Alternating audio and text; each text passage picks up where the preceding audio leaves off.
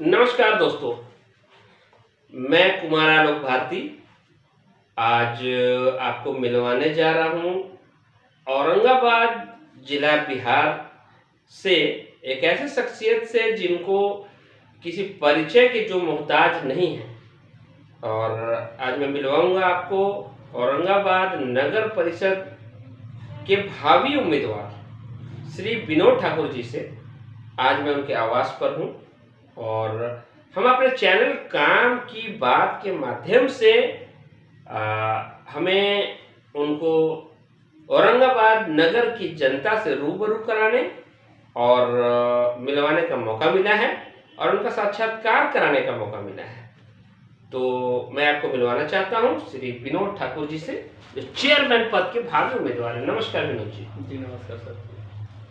तो आज हम विनोद जी का साक्षात्कार करेंगे और विनोद जी, सबसे पहले हम ये जानना चाहते हैं कि आप किस पद से इस बार औरंगाबाद नगर परिषद चुनाव में आ रहे हैं। देखिए सर, मैं 2007 से पार्षद था, 2007 से 17 तक पार्षद रहा जी। उसके बाद मैं पिछली दफा चुनाव हार गया जी। और इस बार सबसे पहला मैं तो सरकार का धन्यवाद देना चाहूँगा जी कि सरकार ने जो इस तरह का काम किया है कि पब्लिक जो है वो डायरेक्ट चेयरमैन का वोटिंग करेगी। जी जी बिल्कुल। तो ये वाकई में स्वागत के लायक है। इस बार नगर परिषद एक्ट में संशोधन हुआ है जी। और ये बहुत स्वागत करने के लायक है और ये आम पब्लिक के लिए बहुत हितकारी है, मैं ये मानता हूँ जी।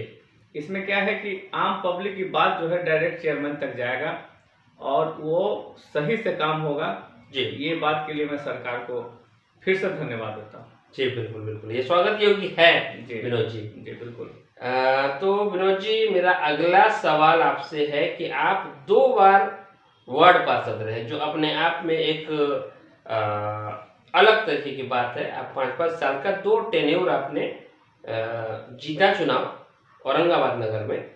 तो आप औरंगाबाद शायद 7 नंबर वार्ड से चुनाव जी बिल्कुल हाँ जीते थे। तो औरंगाबाद की जनता हमारे चैनल के माध्यम से जानना चाहती है कि आपका पूर्व में कार्यकाल कैसा रहा।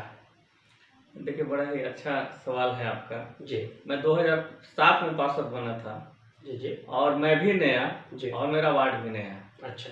उस समय ऐसा था कि मैं जब पार्षद बना था, यहाँ के लोगों का राय था कि नहीं भाई आप पार्षद बनिए, क्योंकि मेरा शुरू से रुचि रहा है लोगों का सेवा करना। जी बिल्कुल। और ये मेरा भावना अंदर से है और मैं लोगों का खुल के मदद करता हूँ। मैं पार्षद था तो भी और नहीं था तो भी। जी। बनने के बाद तो ठीक है कि लेवल लग जाता, उसके पहले मैं लोगों को तरह तरह से मदद करता था। जी।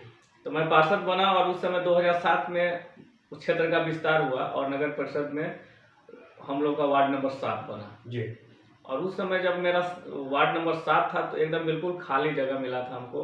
न कहीं रोड था न कहीं, हाँ ये था कि भाई ये यहाँ से यहाँ गली गया है। जी बिल्कुल। तो उस समय से लगातार हमने, बिजली का खंभा नहीं था, हम लोग बिजली ऑफिस बगल में है, बहुत सारे ऐसे लोग हैं जो बिजली का तार खंभा पे लेके आते थे। और हम लोग उस समय जब पार्षद बने हम, तो यहाँ पे बहुत सारे ऐसे बिजली विभाग में हमारे मित्र हैं, जी पदाधिकारी हैं, जिनके सहयोग लेकर के हमने बिजली का खंभा लगवाया, ट्रांसफार्मर लगवाया। नगर परिषद के द्वारा जो भी योजना मिलता था तो उसको मैं कोशिश करता था कि कम पैसा में ज़्यादा से ज़्यादा सड़क का निर्माण हो, जी नाली का निर्माण हो, क्योंकि ज़्यादा से ज़्यादा लोग लाभान्वित हों, और इस तरह का काम मैंने किया। जी। उसके अलावा जैसे मान लीजिए कि जो वृद्धावस्था पेंशन है, जी जो विकलांग हैं, जी लक्ष्मीबाई सुरक्षा पेंशन है, जो भी पेंशन जिसके लायक था वो हमने भरपूर किया, प्रयास करके उनको दिलवाने का काम किया। जी। जो बीपीएल थे, गरीब थे, शहर में बहुत सारे ऐसे लोग हैं जो गरीब हैं, बिल्कुल उनके लिए भी हमने व्यवस्था किया।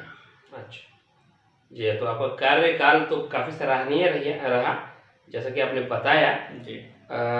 तो अब हमारा अगला सवाल है कि उस समय की कार्यशैली, मतलब कि 7 से 17, अभी भी आपको 5 साल लगभग होने जा रहे हैं, उस समय की कार्यशैली और आज के नगर परिषद के कार्यशैली में क्या अंतर है विनोद जी?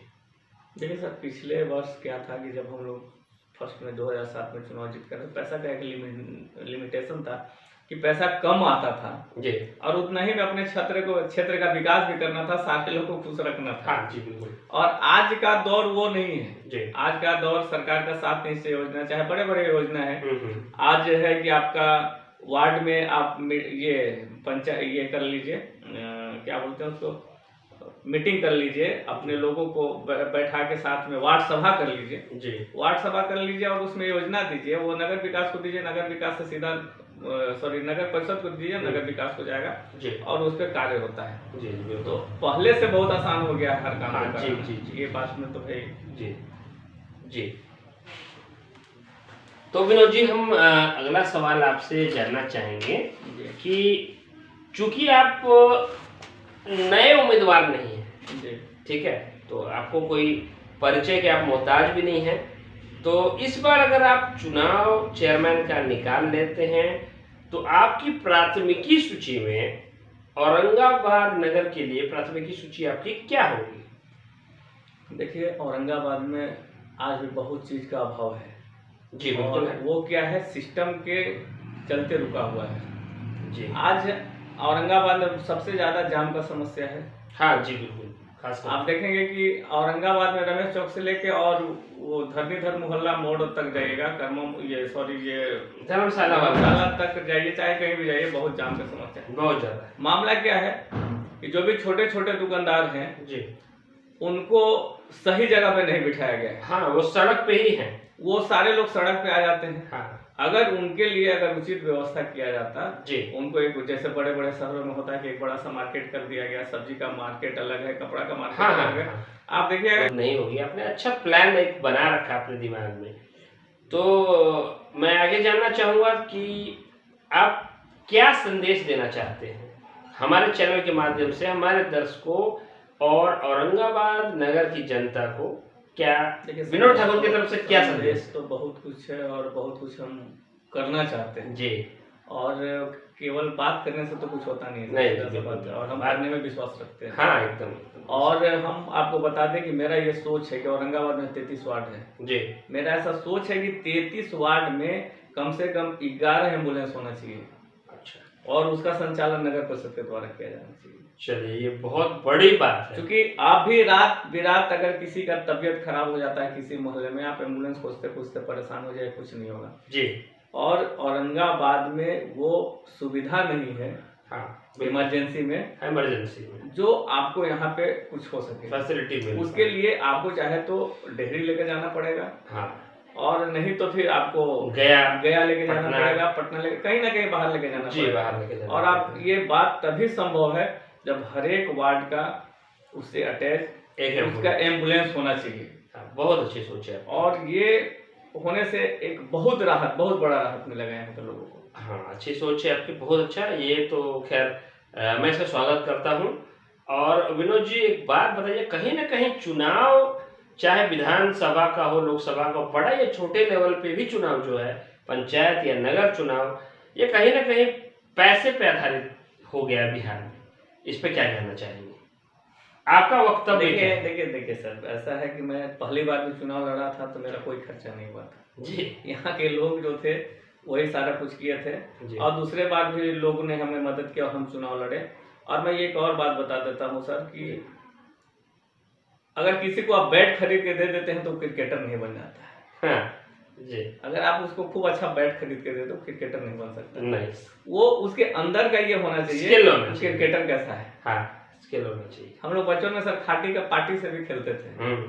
तो वो होना चाहिए कि आपको खेलना आता है कि नहीं, आता है कि नहीं, बैट चाहे कैसा भी रहे। सही बात। तो अगर खूब सुंदर बैट खरीद के दे दिया, अगर खेलना नहीं आ रहा है तो बैट मेरे समझ से नहीं लगता है कि कोई मतलब का हुआ। चलिए, और इस पे तो कुछ बात ही करना ये है। और मेरे लिए तो पब्लिक सर्वमान्य है, उसका फैसला सर्वमान्य है जी। मैं हमेशा पब्लिक के बीच में रहता हूँ। अभी जो भी हम लोग महामारी से गुजरे, कोरोना है, जो भी है, हमेशा लोगों की सेवा मेरा उद्देश्य है, प्राथमिकता है। नहीं, बहुत अच्छा हुआ। और अब मैं अपने दर्शकों को बताना चाहूंगा कि ये थे भावी चेयरमैन पद के उम्मीदवार औरंगाबाद नगर परिषद से श्री विनोद ठाकुर जी, जिनसे मैंने जिनका साक्षात्कार किया और औरंगाबाद नगर की जनता से रूबरू करवाया। इन्होंने अपने पूर्व में किए हुए कार्यों की सूची बताई, क्या क्या कार्य किए, और आगे आने वाले जब अगर ये आप लोगों का आशीर्वाद, सहयोग, जन समर्थन रहेगा तो ये अपनी प्राथमिक सूची इन्होंने शेयर किया आपसे कि ये क्या क्या करेंगे। और नो डाउट इनके पास बहुत अच्छे प्लान्स हैं, जैसे एम्बुलेंस वाली सुविधा, गोबर गैस वाली सुविधा, ये सब तो, और जाम से निजात दिलाने वाली समस्या, ये सब तो हम भी देख रहे हैं क्योंकि मेरा भी आना जाना यहाँ होता है। तो अब मैं अपने चैनल और औरंगाबाद नगर की जनता की तरफ से इनके उज्जवल भविष्य की कामना करता हूँ और विनोद जी आपको जीत की अग्रिम बधाई देते हैं। धन्यवाद सर। नमस्कार।